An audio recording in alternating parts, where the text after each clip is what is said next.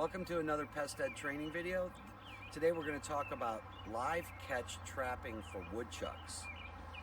This property has had so many woodchucks in the last 10 years. They've removed somewhere between 10 and 12 woodchucks in the last 10 years. And new ones keep moving in. The area is highly populated. If you can get a shot past these trees, there's hay fields back here and orchards and lots of places that woodchucks just love. Plus, this is a neighborhood too. So there's gardens with kale and carrots and all kinds of things. There's apple orchards, and woodchucks love apples. So let's show you what's been happening here. Well, one of the things that we know about woodchucks is they don't just have one hole, right? They have their main hole and maybe another kind of big hole and then another hole for an escape route. So I'm going to show you a couple places where woodchucks have been found. The reason the customer called us back here is because this particular spot has woodchucks again. It's been 3 years since they've seen woodchucks or had them in the building. So they're back.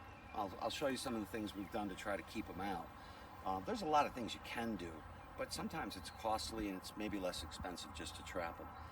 So the woodchuck has been found over in this shed behind this little building, and he's in there or she's in there. But so the first thing I want to do is walk around and kind of go, well, where else? Where did this woodchuck come from? And I was just walking over here a few minutes ago. This was a very active woodchuck area about 5 years ago. And the homeowner, if you're gonna come on up here, the hole was over here. And the homeowner stuffed it with sticks and rocks and a big tree stump that was laying around. Now, the woodchuck decided he'd want to build here. So this is definitely one of the holes, very active. You can see how the dirt has been kicked up, it's fresh. This is the Ecotone. When we talk about Ecotone, what we're talking about is the area where the lawn ends and where the forest starts. So every property has a different variation of Ecotone.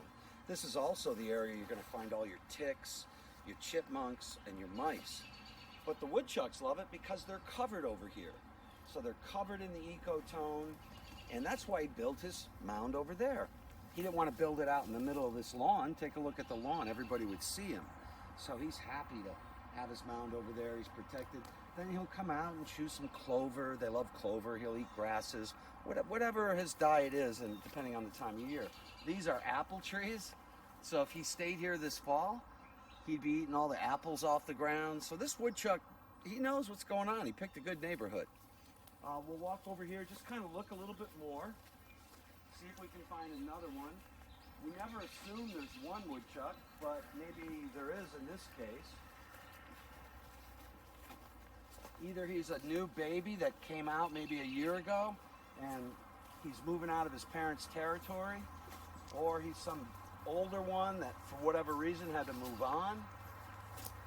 Now back in this area, there were 2 mounds that were trapped out and stuffed again with sticks and mostly sticks back there, sticks and rocks. So it's nice if once you capture the woodchuck, if you can find some way to stop that hole from being reused. Although it's not foolproof, it definitely deters other ones, because when another woodchuck comes into the area, he's going to pick up that scent and go, oh, well, maybe I have some friends over here. People have stayed here before, or woodchucks have stayed here before, and we've got a spot that maybe's already developed, you know. They like developed properties. So I'm just taking a quick look, and I don't see anything new in this Ecotone. So if you look under there, it looks like there's a little brush. Some animals are coming through here. I'm not sure exactly what. Some of the brush was knocked down over there. Now this house is very solid. You can see these cinder blocks and poured concrete over there. So they're not going to dig in here. The house is pretty much protected. The siding's up high. There's not a lot of shrubbery for them to hide in. So this is good. However, that wouldn't be such a bad place under there if a woodchuck decided to live there, but he may not because it's pretty active. People are out on this deck all the time. They don't want to be around people. So we'll come over to the garage. Now we have poured concrete here, so they're not going to, they have to go out of their way to dig down under the footing and get under there. So that's not the issue. The issue is, some years ago, they needed more space and they built this shed on the back, and they didn't put a foundation under it. So the woodchucks come here every time, and you can see this was blocked up to keep the last one away, and this was filled in with dirt and stones, but they found the corner, and I don't know exactly what it is about woodchucks, but they love corners. They tend to go to the corner of the building a lot, has been my experience. So we'll come around here, we'll show you where else they've come in the past.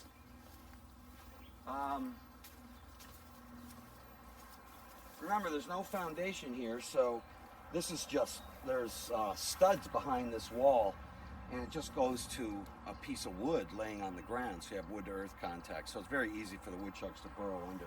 So over the past, the woodchucks were coming in on this side, and the homeowner kept blocking it up, which was effective. And over here, the same thing. These are kind of makeshift ways, but they found whatever they had on their property. The hole used to go under there. There was another hole over here in a different year. So they kept moving. Every time we placed a block, they moved to the next spot, just as they did in the front of the building by the door. So they're not going to go in here and pick up these logs to move out. They probably could. They're very powerful. The legs of a woodchuck are very powerful, and their eyesight is really keen. They can see you for miles. Let's move back on over here.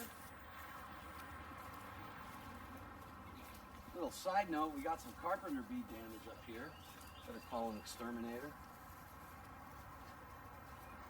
So we're gonna go inside now. Remember, the woodchuck he's dug up here. He's only been here about 3 or 4 days, so we're catching him in the beginning before he gets all settled in and wants to bring in some other neighbors and friends and set up a whole family. But in the past, there's been a lot of woodchucks that love to come into this shed. They feel very safe. They're protected in here. So you can see, I think we have a light dug up there, and you're not going to believe what this guy did. So in the past, can you get a shot in there? The woodchuck was in there, and you can see how he's walked around and patted that dirt down. But the hole has been filled in and blocked up. And the customer put a lot of wood down here to deter the woodchuck. And here's some woodchuck prints. So if you want to know, take a look there. We got some woodchuck prints.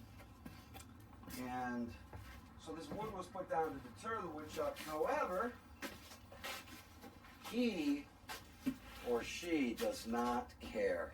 See this big mound of dirt? This was done in less than a week. So the woodchuck came in that front door and is burrowing a hole, has burrowed a hole down in there, and piled this dirt up. So now the homeowner's going to have to shovel all this dirt out. It's dusty, it's hot, it's going to be a pain in the neck. But they have no choice. But first we have to catch the woodchuck. So you want to get a shot in there of that hole?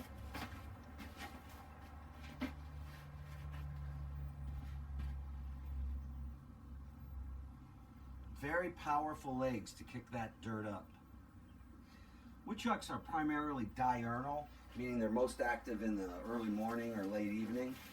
But they can work all day long if they want to, especially if they're foraging for food. Now you see light coming in there, but we know that's just light. There's a small crack, but that's blocked up. And if you crawl over there, shoot over there and see, you probably won't see much prints or activity. Is there? Not much. No. He might have walked over there once or twice, but he's going to go to the path of least resistance, which he found over here by all these tools. So we're going to pull these tools out of the way. Maybe we'll chop his head off later. Now we're going to catch we're not going to use a live catch trap. Excuse me, we are going to use a live catch trap. We're not going to brutalize the woodchuck today. And I'm trying to be very positive because I'm saying today, hopefully we can catch him in a day. So let's go back out. Well, let me look behind here first. There's no more burrowing here. So he's pretty happy. As I said, he's only been here a little while, but he's pretty happy with that hole. Now, if you can imagine years past, woodchucks were here for years, so there's old mounds and galleries under there for them. So he's already got his condominium set up. He just has to access it, and it looks like that's what he's done. Now we're going to show you how to catch them. So we have 2 live catch traps here. We have an old version. Now, a lot of woodchucks have been caught in this old version, and it's at least 18 years old. I got it about 18 years ago. So, and I got it used, and it was already rusted. So I don't really know how old it is, but it's one of the original. It's one of the original Have-A-Hearts, made out of galvanized steel. They were made in Lidditz, PA. I don't know if they still are. Let's see. Now this is a newer version. The newer version, you can see, is a type of galvanized steel, but not as heavy duty. This is solid. This thing weighs a lot. This one's a lot lighter, like everything else in the world. And this one doesn't have the location it was made. It has a web address, www.have-a-heart. This is pretty standard. It's a Have-A-Heart. There's other companies, but probably the most well-known name is Have-A-Heart. Now, with this older trap, now I think some parts were missing on this trap, but it's a great trap, so we don't throw it away. Now, what you have to do is flip these up. This has 2 doors, 1 on each side. And there's a little trigger mechanism here. The problem is, you see this duct tape, the universal tool? You have to get this, on this one, you have to get the duct tape sitting right there, and that's what's holding it in place. Maybe years ago there was some other I'm not sure, tool or whatever. Maybe there was a cap on it that held it in place. And then what you want to do is Mr. Woodchuck goes in and you touch that, and see it's set too hard. So he probably wouldn't set that off very easily. I tested it. It's not going to work, right? He's going to walk in there. So that's not a good thing to do. So we'll set it a lot lighter. Again, the new ones, you don't have to do this stuff, but with this old one, it's so touchy. It's what you call a hair trigger.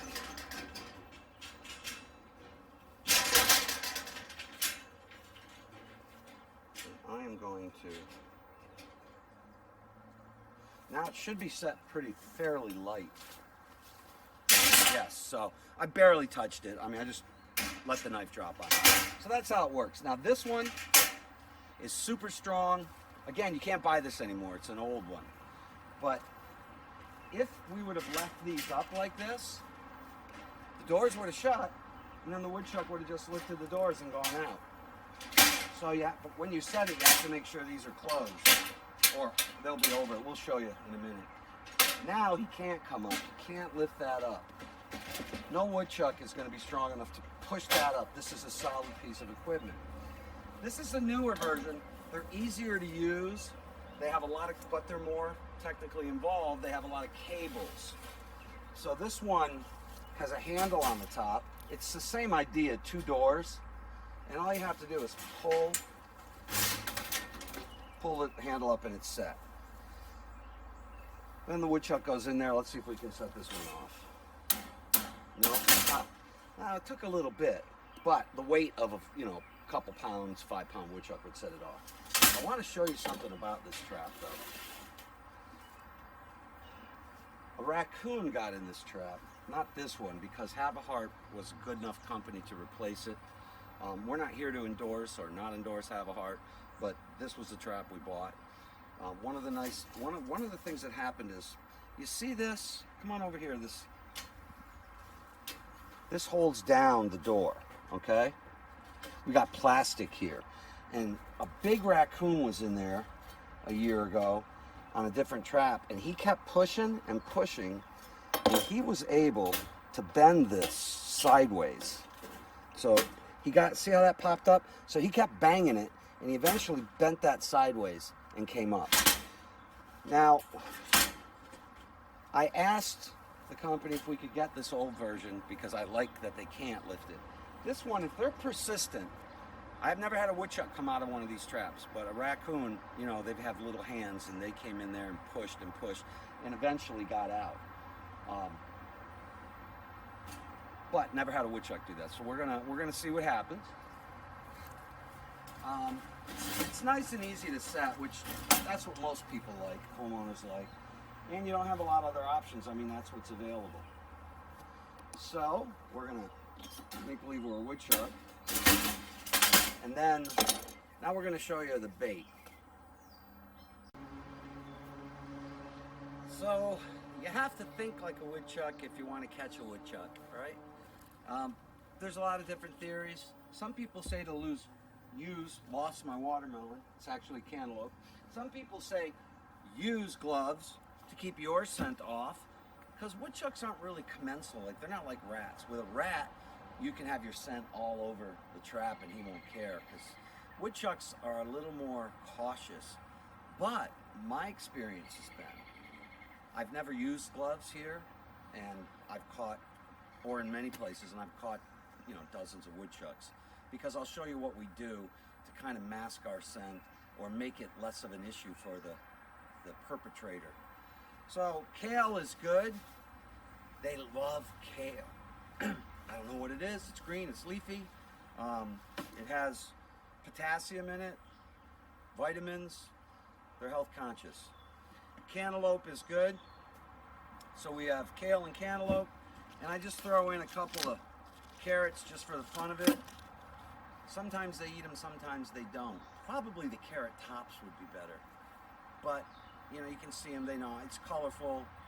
I don't even know if they're colorblind. But so what we're going to do, we're going to get some of this kale out. And there's no real special preparation, you just break it off. It's not like you're home, so you don't have to worry too much. Though I don't know why I don't leave the seeds in. Mostly because they're messy to handle. So I'll take these seeds out.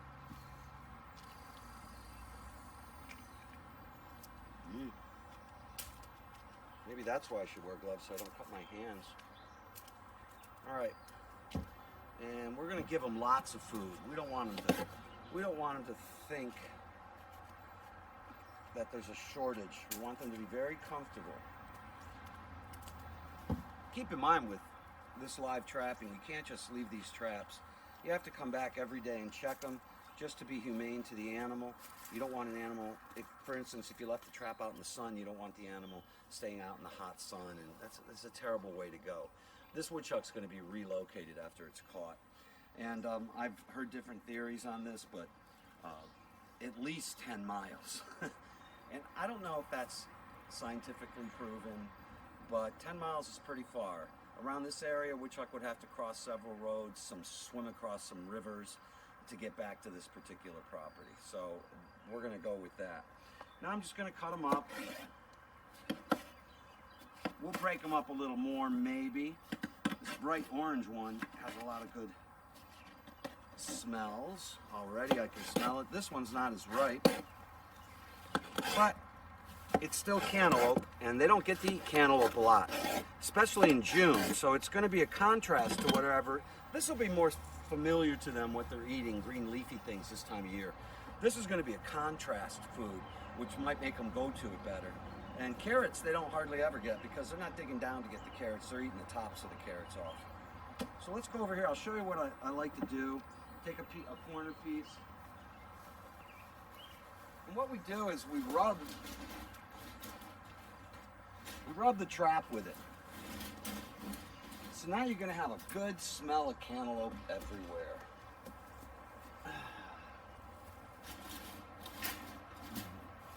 You never marry a woodchuck, because once you do, they can't elope.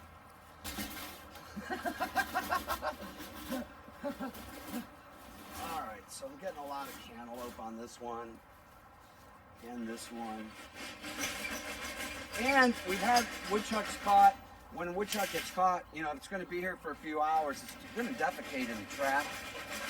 And we certainly clean the trap out, but it's not a deterrent for other woodchucks. You don't want to leave big mounds of woodchuck feces in there, but you know, hose it down really quick, and you don't have to sanitize it or anything. I know some people who are really high-level trappers, you know, for wolves and stuff, they boil their traps so they don't have any human scent on them. They have to do all kinds of things to control the human odors mostly. But we don't have that problem. We won't have that problem today. Okay? And then we're going to throw this over by there in the Ecotone, because we know there's a woodchuck over there.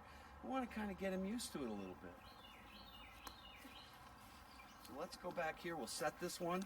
This one's not as sensitive. Once we set this one, now you'll notice the nice thing about this, you don't have to remember to put these here. On this one, when you set it, it's like this, then you have to flip it back. Otherwise the woodchuck just comes out. So these are already set. And I'm going to test it one more time. Yeah, very, very light touch.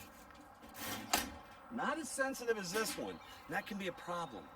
Maybe this is a little too sensitive, because when you set it down, it goes off. Or the woodchuck comes up to this end and he touches it and it goes off. That's not going to happen with the newer version. So that's definitely an improvement. They're going to walk in here. Look, took quite a bit. No woodchuck's going to slam that. And make it go off before he gets in it. So I'm going to get some kale. And don't be shy. We're here to catch animals. Plus, it's nice, you know, if you're not going to terminate the woodchuck's life, you're going to relocate him. Leave him enough in there so he has something to eat for, you know, the day. I'm going to cut these up a little smaller.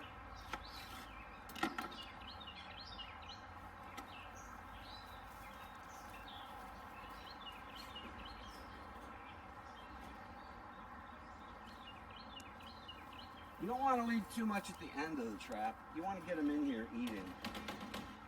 So there we go, there we go. Let's put this one inside and see what happens. See, you can move this one around and it's not going to go off. That one, you'll see when I set it, it's extremely sensitive. But I like the sturdiness of the old model. So come on in over here. And we know the woodchuck is coming in right there. We've walked all around. He's not coming in anywhere else. So we know that's his path. And we already took pictures of his footprints. So we're going to put this right in his way.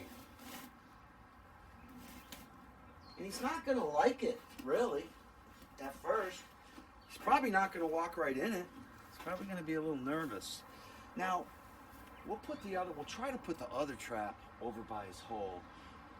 Another option will be to put it by that hole in the Ecotone, but that may not be the same woodchuck. That woodchuck may be feeding in the exact opposite direction. We don't know. We haven't really spent time scouting it out. It's not necessary.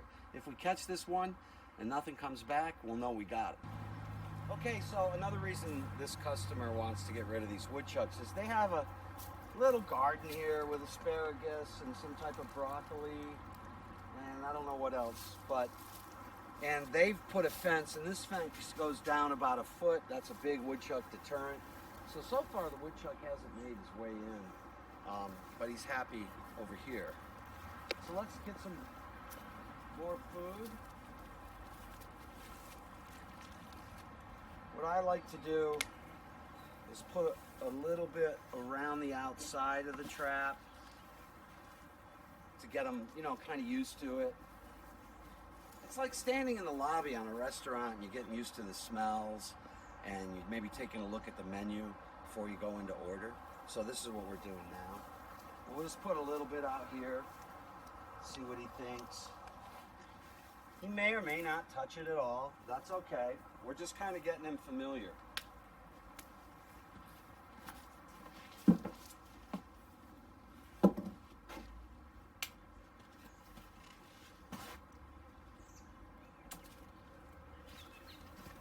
We have a lot of these carrots, so I'm just going to chop them.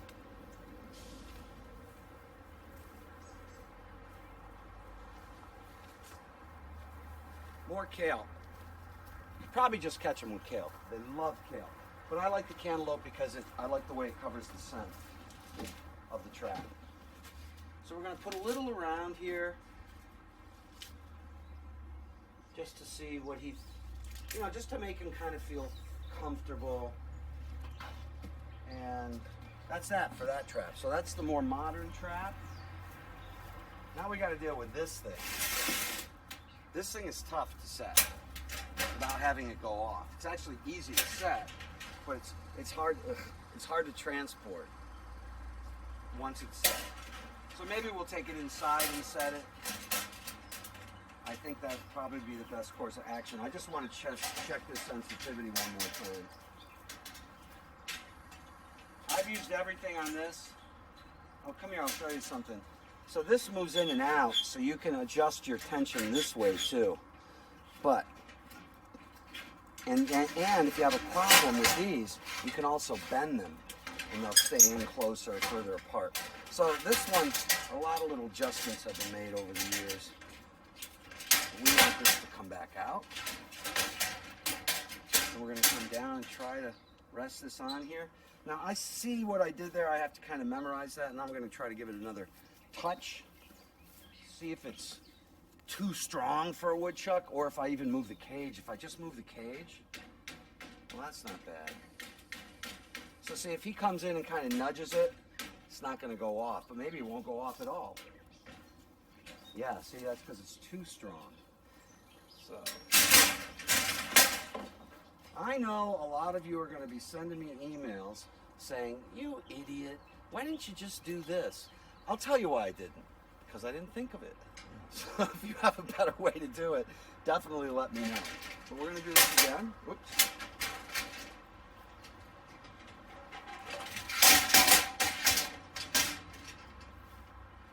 Yeah, we want these facing in, so when the door shuts, they'll keep it shut.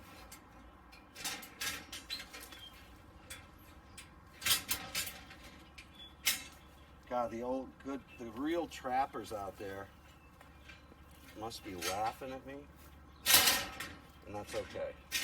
I catch a lot of woodchucks. When I was a kid, we trapped muskrat and beaver, but it's been a long time since those days. So we want to keep the second trap in here too, and you don't want to put it on the hole. What if he's in there right now? He's just going to push it up and set it off.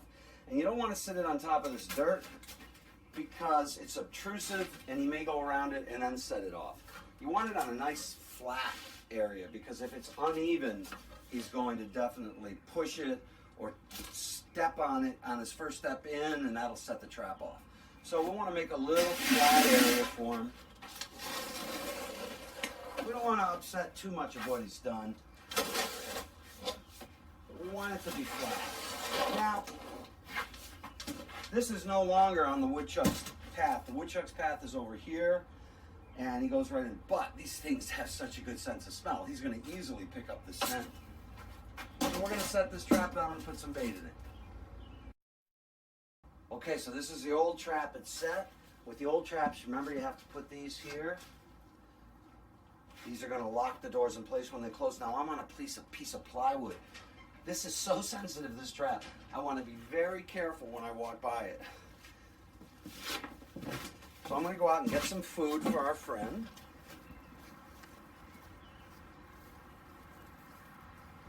Lots of kale. Hopefully he's going to come home hungry. And I'm going to use the orange, the dark orange stuff first. Put that inside because I think it's more ripe and it'll give him a lot more desire to go in.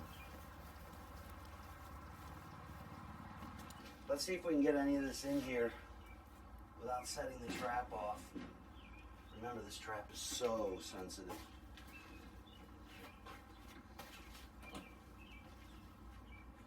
So we'll put the cantaloupe right here in the beginning. We'll leave a couple pieces here for him, make him happy.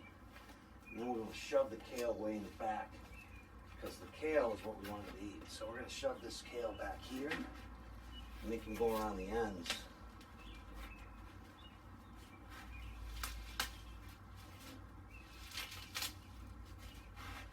Let's see how much we got in there. Oh yeah, and it's covering up the paddle, you know, that sets off the trap very easy. Now I'm going to walk out here as quiet as I can.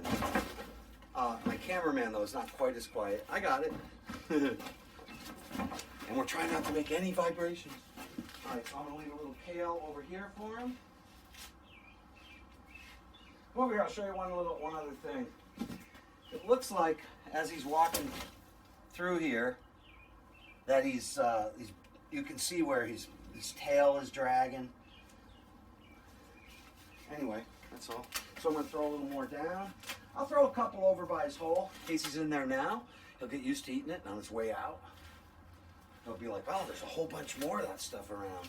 We just want him to think it's all over the place. You know, it's not something that's just a rare situation. We want him to feel like, oh, there's plenty. Don't worry about it. Come on in. We got lots for you.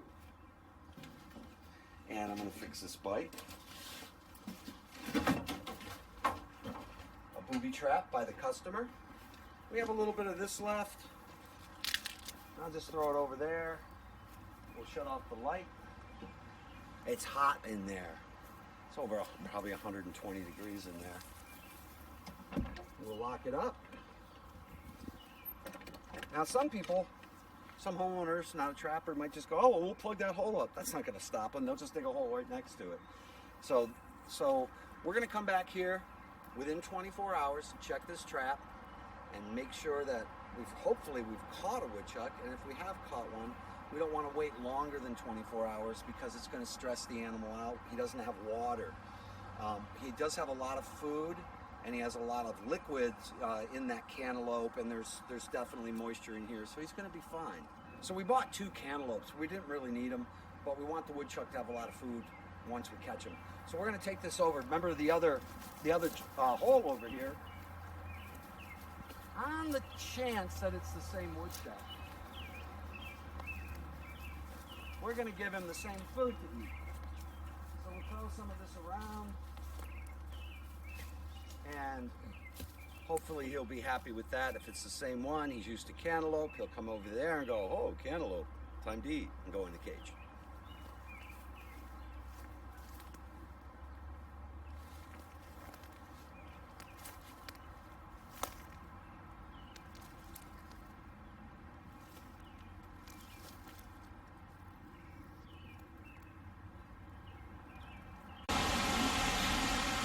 Okay, so this is the follow-up with the woodchuck in the shed situation. It hasn't worked out very well. So let's tell you what happened here. If you remember, this is the Havahart 2-sided trap, and I had a problem with a woodchuck that was kept getting out of it the first time, like a year ago when I used it. So they sent me a new one, no charge. And the problem I had with the first one was this plastic right here. And as the woodchuck banged on it, this plastic allowed this to slip on the first one. And if you noticed, oops, I didn't get to show you, it happened on the new one they sent me too. Not much pressure. I can put on pressure on there and it pops up. And of course, once that popped up, he came right out. Now, we know it was a woodchuck because we set it a couple times and we were wondering how he was getting out. Because we come back to the trap and all the food was gone, the cantaloupe, the watermelon, whatever we put in there, zucchinis, kale, all the good stuff. If you look in here, you can see woodchuck feces. He left that for us on the last one. So then I went out and bought this one, which they told me was better. Same company. One side opens, only one side opens. No plastic down here. So, no plastic down here, sorry. So I thought, well, that's going to work good. However, he kept pushing on it, and eventually he twisted this. He twisted this part. I don't know, then I started thinking it's not a woodchuck, but he got in there and he kept twisting it, and eventually he twisted it so much that this was he was Sorry about the camera work. My cameraman's on vacation.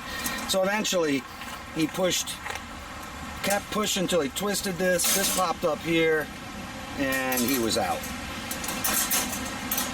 He was out and ate all the food. So let's go over to the other trap, the old steel have-a-heart, and we'll show you what happened there. With the old steel have-a-heart, he got inside the first time, ate all the food, and got out. And we were wondering how. Well, what had happened was, like a fool, I left this up. So he came in, ate the food, and just pushed himself out. So we reset it, put food back in it. I corrected this, but he would never go back in this trap again.